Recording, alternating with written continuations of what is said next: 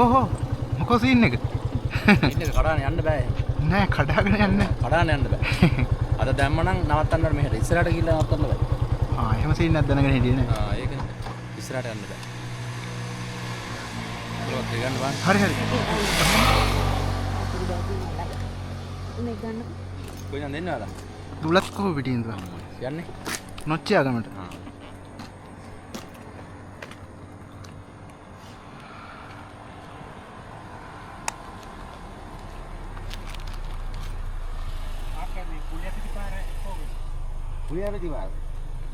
හලාවත පාරෙන් දාලා ගියා. පාරේ ගිහිල්ලා ආමෙන්.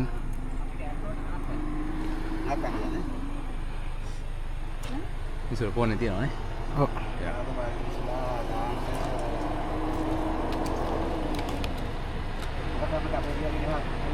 එච්චි කොන